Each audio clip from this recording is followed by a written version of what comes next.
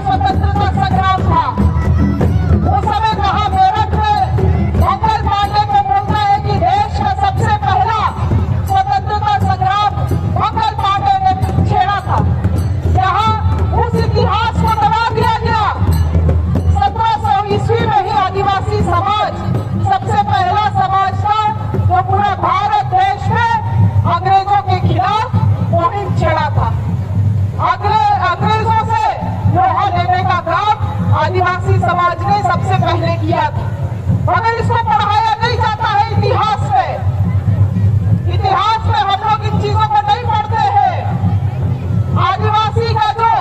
आदिवासी समाज का जो इतिहास रहा है, जो हम लोगों का धनी परंपरा रहा है, उन तमाम चीजों को हमेशा से छिपाने का कोशिश किया गया।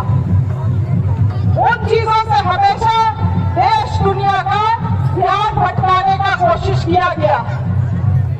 आज जो वीर बुद्धू भगत का हम लोग स्वतंत्रता संग्राम यहाँ पे हम लोग उनका जयंती को मनाते हैं।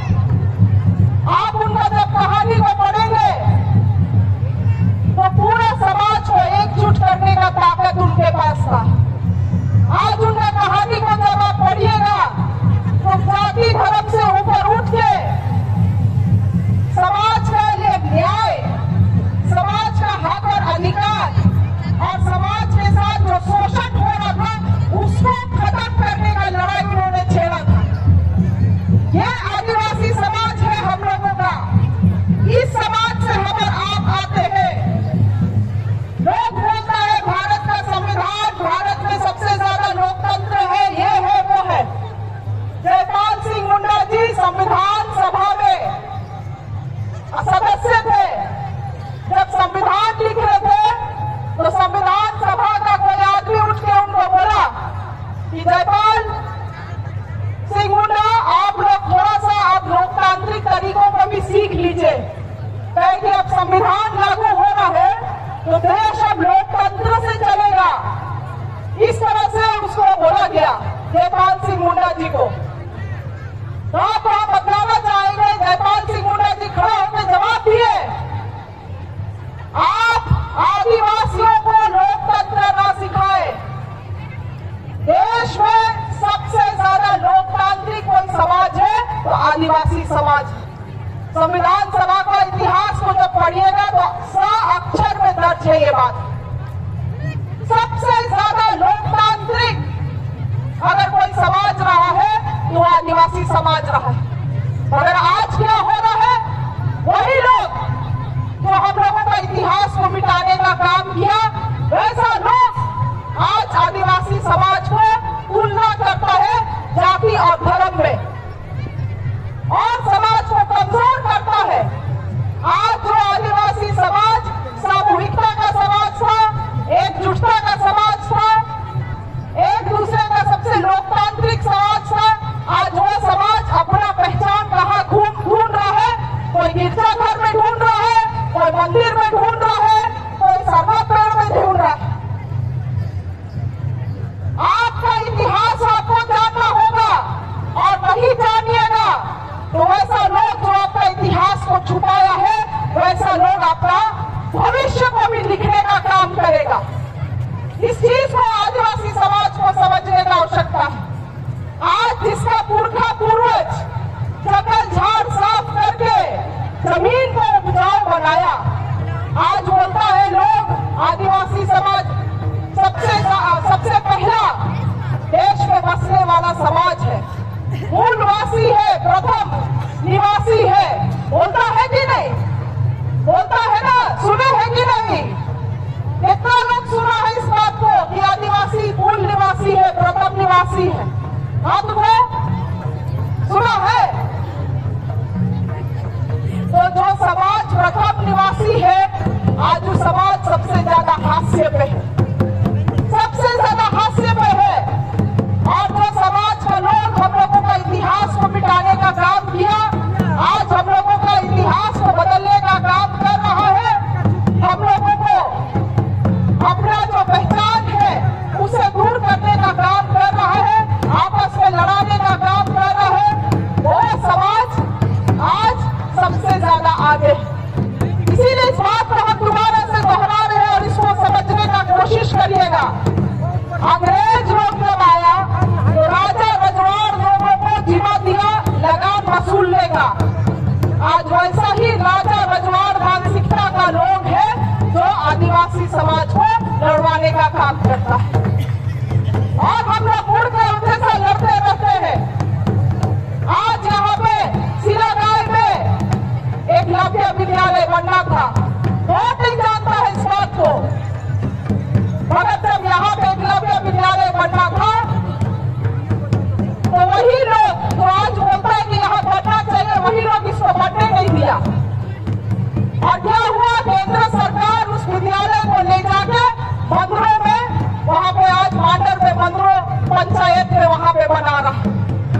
जगह देना था यहाँ के लोगों को, दिया नहीं गया। ये सच्चाई किसी से छुपा नहीं है। इसीलिए इस बात को हम कहेंगे कि हम लोगों को जोर देने का आवश्यकता है कुछ चीजों में भी। आज इस कार्यक्रम से कई सारे बेहतरीन चीजों को किया जा रहा है।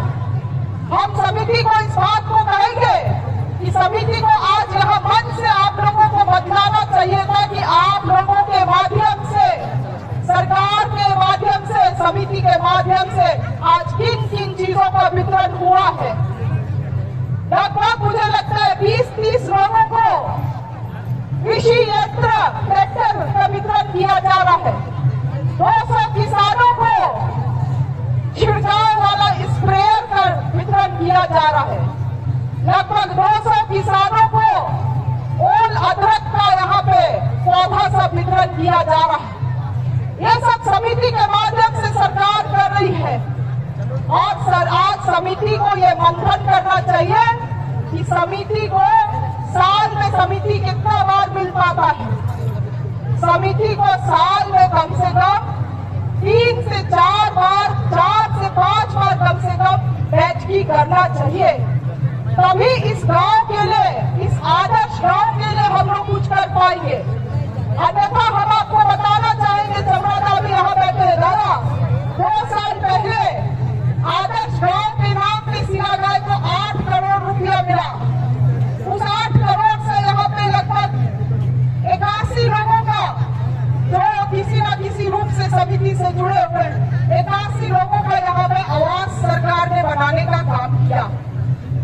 उसके बाद आप तो देखेंगे यहाँ पे मंच से लेके, समिति का भवन से लेके जो बाउंड्री से बहुत सारा चीजों को किया गया।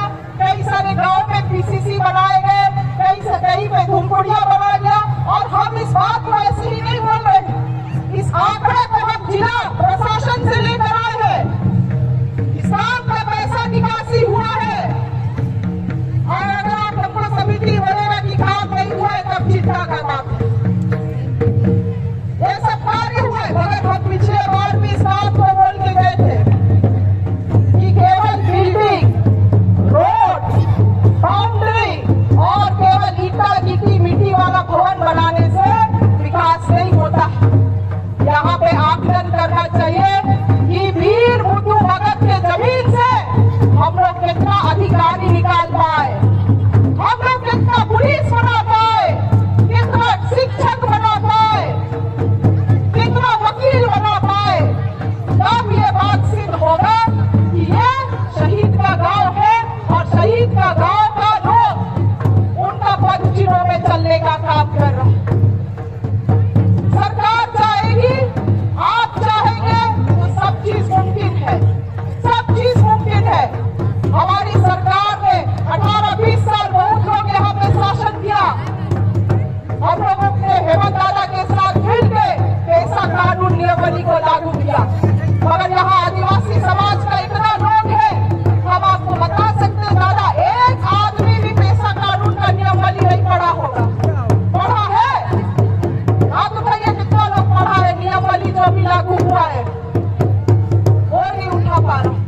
इसीलिए बोलते हैं आदिवासियों के लिए सबसे ज्यादा कानून संविधान में है, CST SPT है, तभी आज जमीन लुटाता है। क्यों?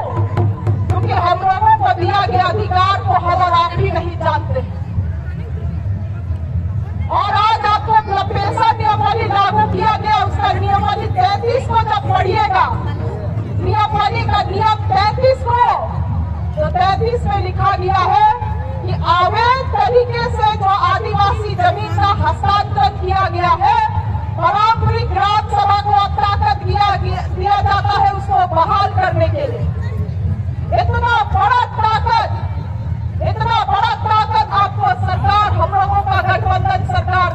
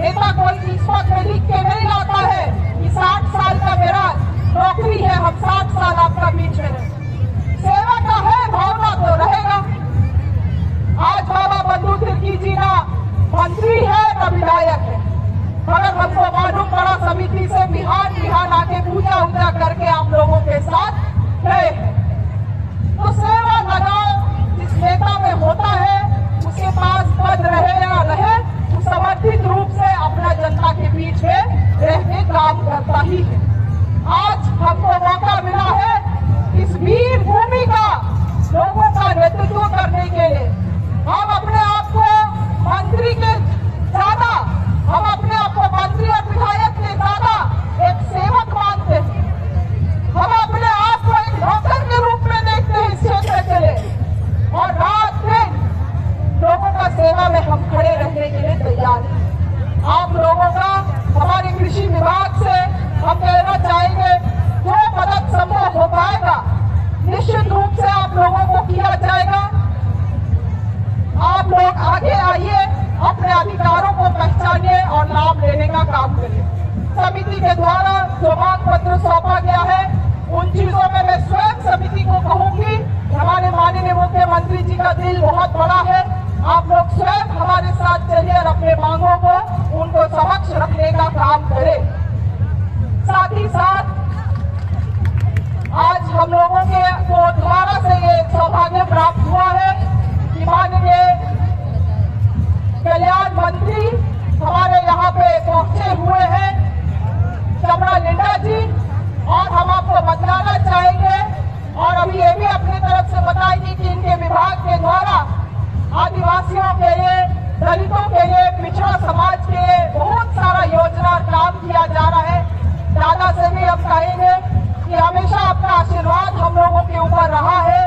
हम लोगों का जो आदिवासी बहुल क्षेत्र है, आपके आशीर्वाद से कई सारे यहाँ पे सरना मसना को हम लोग संरक्षित कर पाए, और इससे भी अधिक अगर आप हम लोगों को आशीर्वाद दे सकते हैं, उसको छोड़ने के लिए हम लोग सब समाज के लोग तैयार हैं। आप यहाँ पे उपस्थित हुए हैं, हम लोगों के लिए सौभाग्य की बात है। आप लोग आपका हम लोग आशीर्वचन भी सुनना चाहेंगे। इन्हीं सब बातों के साथ सभी को जोहार।